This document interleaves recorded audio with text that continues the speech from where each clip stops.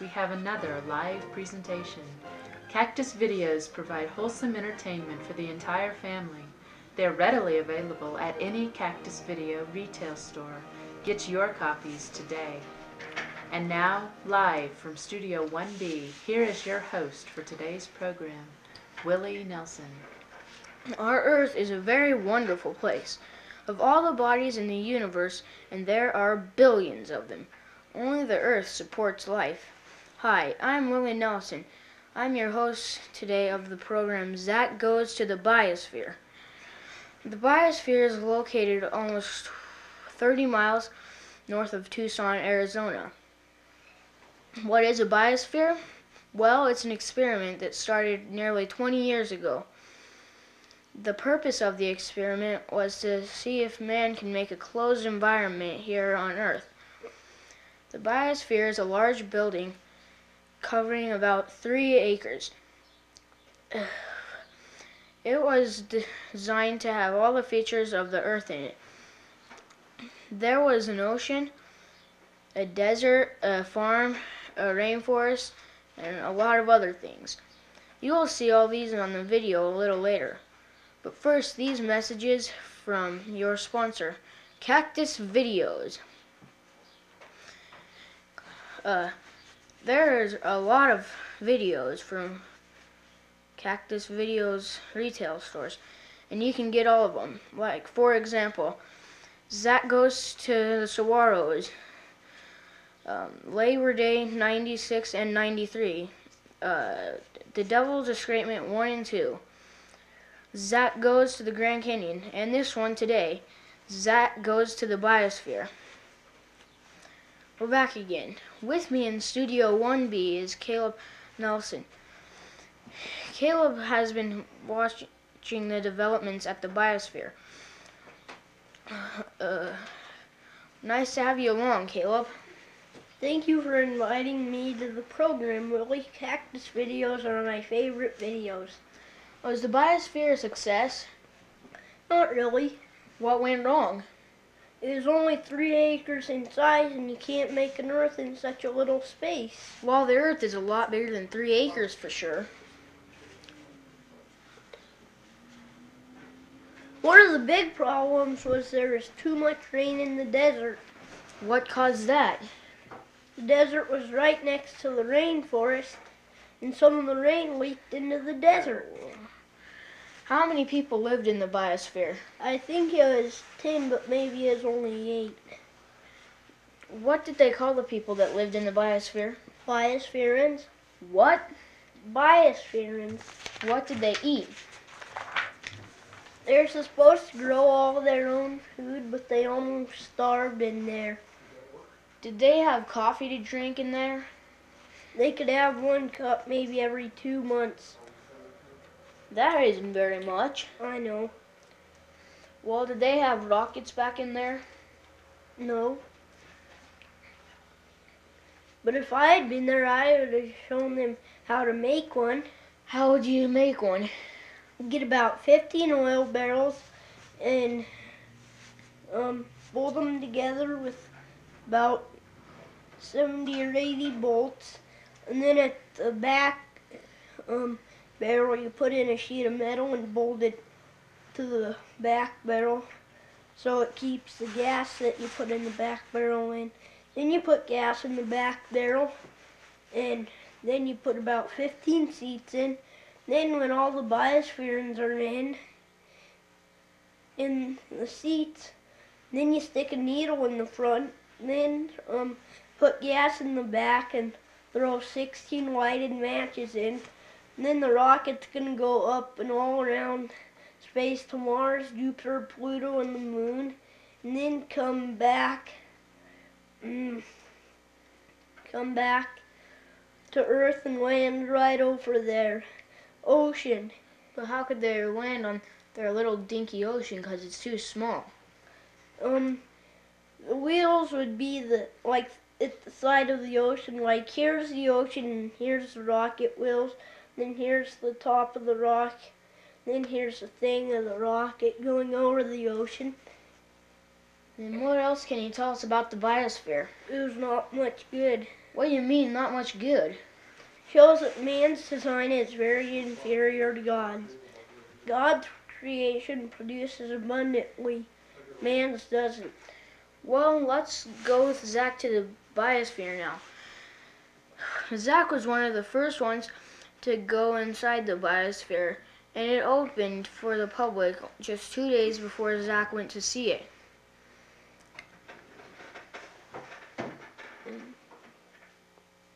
Yes, and the first time we went on Friday, it was closed, so we had to come back on Saturday. Oh, by the way, does it cost much to go to the Biosphere? No, it is very inexpensive. At least that's what Zach thought. Did Zach pay for himself? No, he hasn't got any money, and he spends it all on candy and pop and junk food and donuts. What did the Biospherians do for entertainment? They watch TV and videos. Well, let's watch this one. Okay.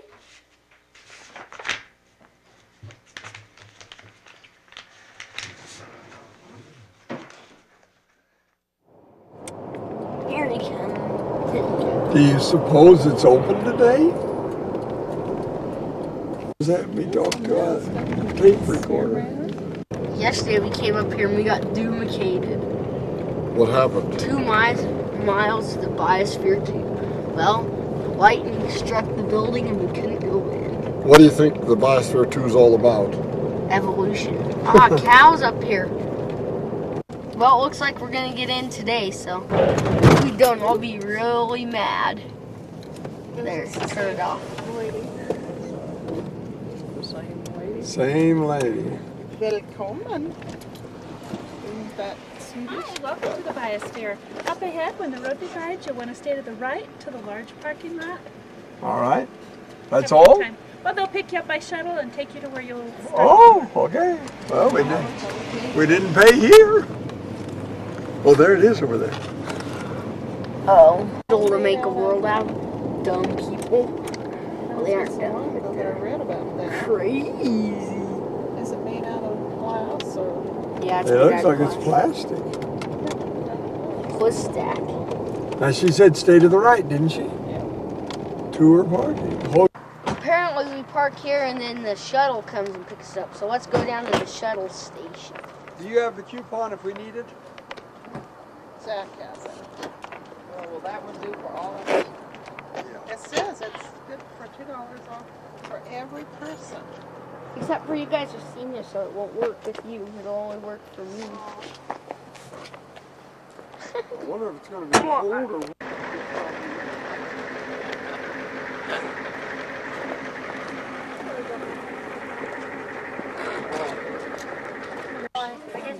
and one child. And do we get the discount in addition to the? Should be good. I just found it out here. We have one child. The senior rate is the same, okay?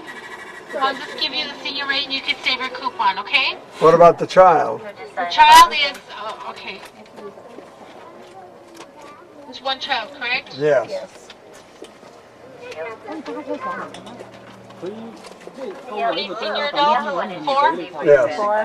Just go through the sergeant to your 47.80. left, and Sue will direct you on your tour. What did I give you? Your receipt? Oh, this? Yes, okay. Just continue down the pathway, under the white structure. Make a left and take it straight up the hill to the orientation. Come here, babe. I hope the orientation's inside. You're way over there and a hotel up on the hill here. And this down here, I don't know what it is. There's a hotel, look at that.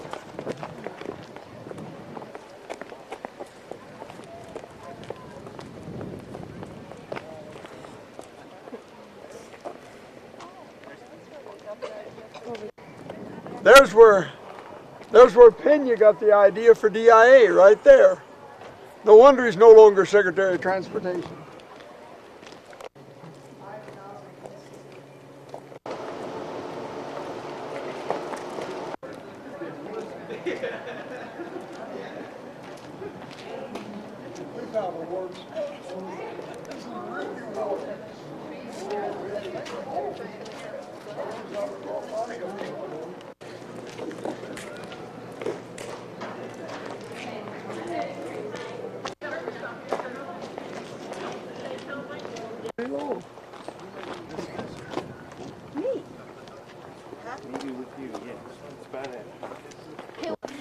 them Biosphere cactuses are real genuine.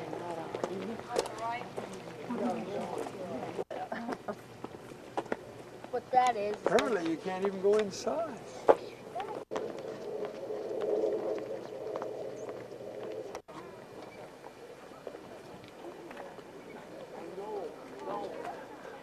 I'm going up. Get inside there.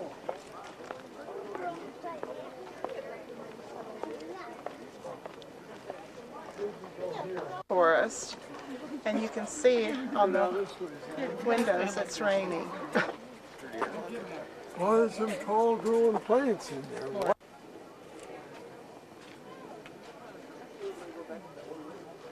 Kids.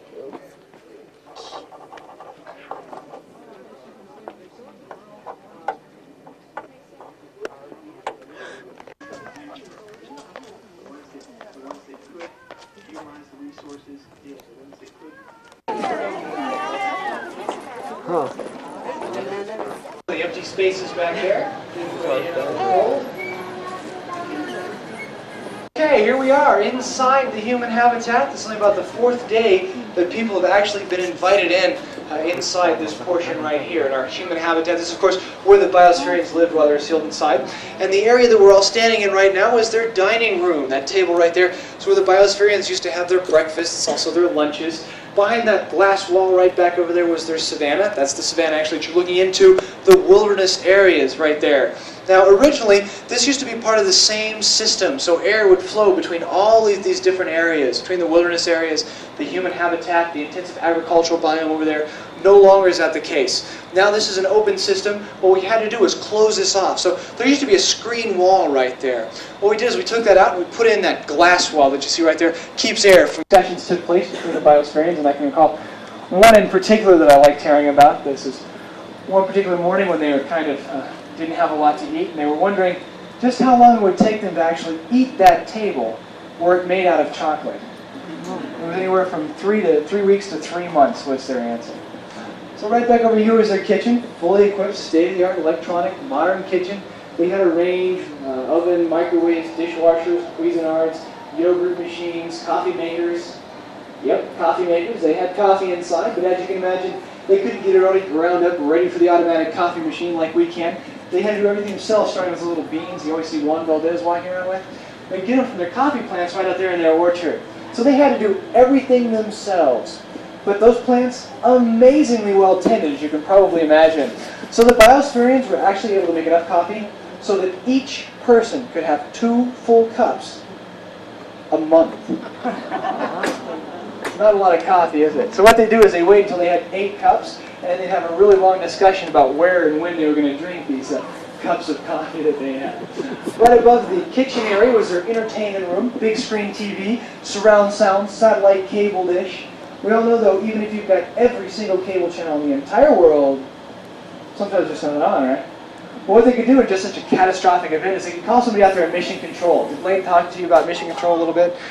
Mission Control was a building where we could actually control Biosphere 2 from outside of Biosphere 2. Researchers up there could staff that 24 hours a day, make sure that everything was okay in here. From those computers outside Biosphere 2, they could manipulate all the different parameters of the health of Biosphere 2. So up there on those rare occasions when there was nothing on, they could call somebody over there in Mission Control and go, hey, there's nothing on, go run me a movie. Send them out to the local video store for them, they could rent a movie, play it on their VCR out there, and they could watch on their big screen TV right up there. Now if you want popcorn during your movie, not exactly 45 seconds in the microwave, is it? You've got to go down to the garden, you've got to grow the corn, you've got to process it, pick it, dry it out, do all this stuff.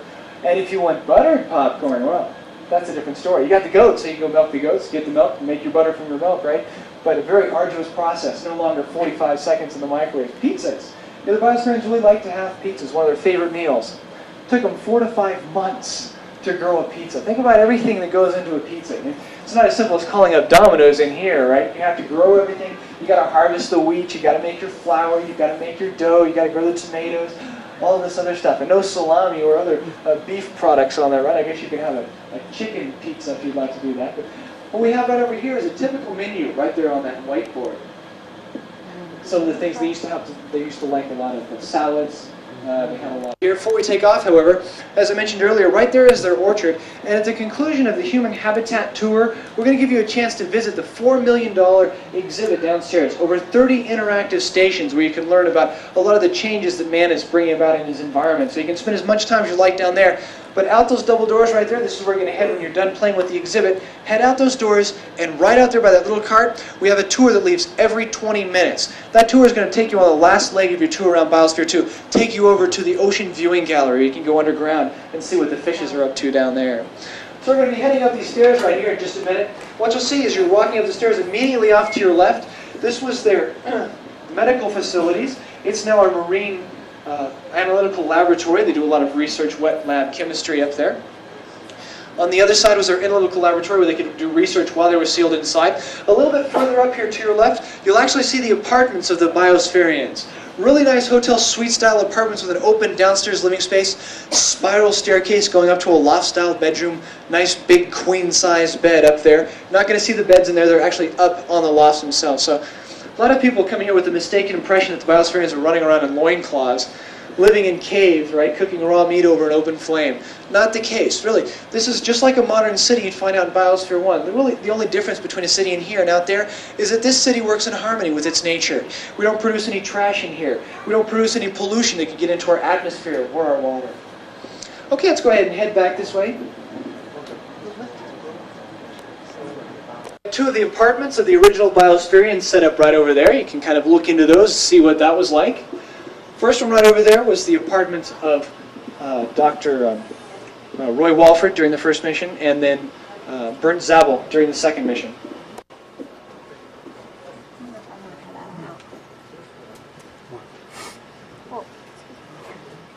Right here. This goes up to their library, over 100 stairs from the bottom all the way up to the top there. About 2,000 books up there in that library, also their observatory. Going to be going into the command room very shortly here. Command room, really the nerve center of Biosphere 2. I'll talk a little bit more about that before we head inside. Right over here through those doors, their intensive agricultural biome. This again, where they got all of their crops from. Most of their food came from this area right there. Because we wanted to grow so many crops in there, we put in a very rich organic soil, about 30% organic matter. What happened was, in the high temperature, high humidity environment of Biosphere 2, the bacteria down there started eating all this organic matter, so seeing it as carbon dioxide. So that's what happened with our atmosphere. All of our oxygen was going into that soil and coming back out, carbon dioxide. So Columbia's going to have to tear that out, put it back in. The two panels you see there do an excellent job of explaining the future of what we're going to be doing here in our intensive agricultural biome. Okay, let's go ahead and head into our command room right now. From this room right here, we can control and monitor and manipulate all the different parameters of the health of Biosphere 2. When you're walking through here, go ahead and step through that double door. Notice a lot of different computers inside, a lot of information. That big screen that you see up there in the middle, that has live data from sensors inside the wilderness areas. Tells you what the temperature in each of the different wilderness biomes are. Also,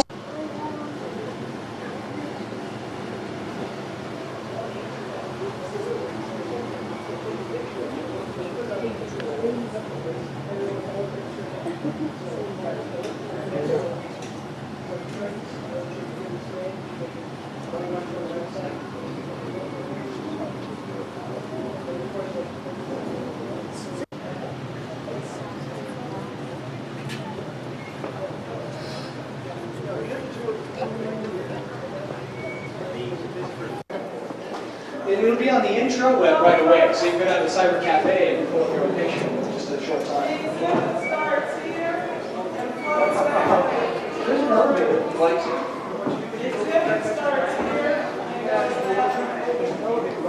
Around that way.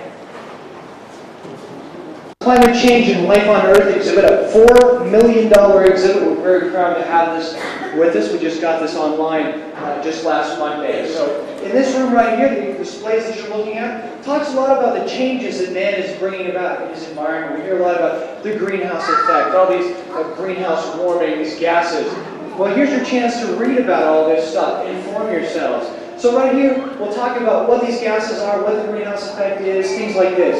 Now, as you step into this next room, it'll talk about some of the effects that all these changes might have on our environment. Catastrophes, things like rising water levels, things that scientists think might come about in the next century or so if these changes continue to occur. And then the last room you're Institute, right back over here. You'll walk around this way into that room. Shows you some of the choices that each and every one of us make every day. Some of the things that we can all do to help relinquish or diminish a lot of the changes that we're making, prevent a lot of these catastrophes we think may occur. Thank you, sir. And the plants right here.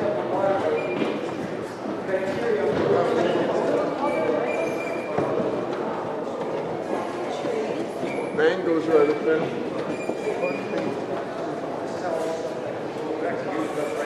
There was a display. They're saying that how much each cow burps methane every day, and it's causing real problems with the atmosphere.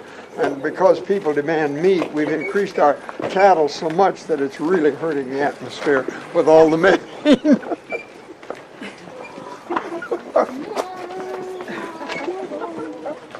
And sheep and goats and camels burp all. Are we talking right here, folks? Oh, here we go. You'll be able to hear me just fine now. Okay, right over here, this tri-lobe dome right here. That's the intensive agricultural biome. We're looking at that from inside the human habitat just a couple of minutes ago. Again, their garden where they got all their food from. Now what we're going to be doing in the future is we're going to be dividing this into 3 separate areas. We'll have different conditions in each one, say different carbon dioxide levels, different temperatures, and these 3 plots will be available for different universities to come in. Their researchers can use these to conduct experiments in agriculture, forestry, things like this. Well, they burp. They burp so much methane every day that it's really causing problems. And the people love meat so well that we've had to increase our rate of cattle. And the cattle are burping so much methane that it's causing problems. And before we thought it was actually flatulence, but it turns out it's the belching that releases a lot of this methane. You know, rice paddies release a lot of methane as well. And both of these things are on the increase, of course. But cattle are particularly bad problems because for every pound of flesh a cattle gains, above and beyond what it has to eat just to stay alive, for every pound it gains, it has to eat 9 pounds of grain. 9 pounds of grain. So it's got a 9-to-1 food conversion ratio. Something like a catfish has a 2-to-1 conversion ratio. So the world's probably eating just a little bit too much cattle. Okay, right down here, this is the technosphere that we're looking at down here. What about drinking? Right in front of us, what about drinking? How's that? All the grain that goes in to make liquor. Oh, right. I don't know what the world consumes for that, but...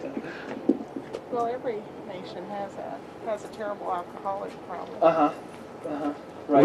I'm sure it's not 9 pounds times 1,500 pounds for each cattle, but sure, a lot of grain goes into that. Now, the problem isn't that we're consuming too much grain.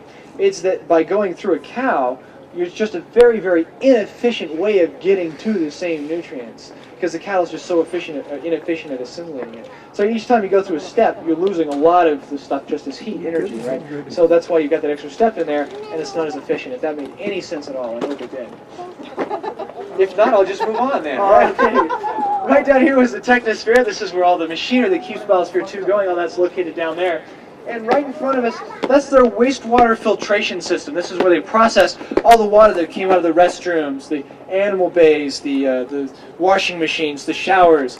We send it into an anaerobic tank down there. Anaerobic tank, anaerobic means without oxygen, so it's basically like a septic tank. Then we take the water, the sludge from there, and then we put it through a series of troughs. In these troughs, we've got a lot of plants growing in there. Now, as these plants are growing, they're actually cleaning up the water by removing the nutrients, things like nitrates and phosphates, so cleaning up the water. So by the time it comes out of this final tank right over there, pretty clean stuff. You could actually drink it if you had to. We didn't drink it, however. We used it to fertilize our crops in our intensive agricultural biome. So I guess the logical question that follows is, where do you get your drinking water from, right? Well, right down here we have a series of 9 air handlers. Our air handlers, very important piece of machinery. There are heaters, our air conditioners, our humidifiers, our dehumidifiers. So we've got these big metal boxes here with a huge fan. We suck air into those fans, and then we blow it across a coil of pipes. Now we can control the temperature of the water in those pipes to get any temperature of air coming out the other side that we want. Well, right down here we keep all those pipes very, very cold. So what do you suppose happens? We suck this humid air into these air handlers and then blow it across those super cold pipes. Condenses. We catch this condensation, and that's what we use as our drinking water. It's basically a way of distilling your own water. Okay, so right over here to your left behind you, that's our desert biome. If you look in there, there's just a lot of vegetation, a lot of what we refer to as biomass, too many leaves, too many things growing in there. And if you look around, can you really see bare dirt anywhere except the paths? No, not really. That's not really typical of a desert. A lot of grasses in there. What happened? Well, the way you make a desert inside Biosphere 2, you don't rain. So the only plants that survive in here, the cacti, the succulents, the desert plants, they're used to this dry soil. Well, if you notice, the desert biome is at the lowest physical location. And the reason we put the desert at the lowest physical location is so that we can trap all of the cold air. Because what happens during those... Well, unfortunately, the battery for the video camera went dead right there. Zach also saw the ocean. It was very murky and too small to clean itself properly. At any rate, that was the biosphere. The biosphere is a very remarkable place. Well, thanks for joining us. I'm Willie Nelson. And I'm Caleb Nelson, saying goodbye from Cactus Videos.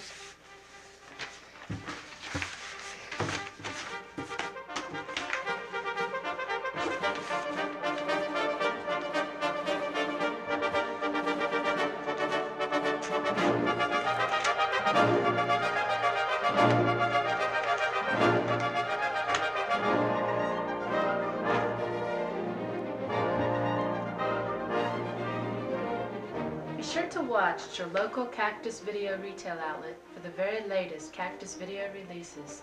They are inexpensive and are wholesome entertainment for the entire family. Get yours today.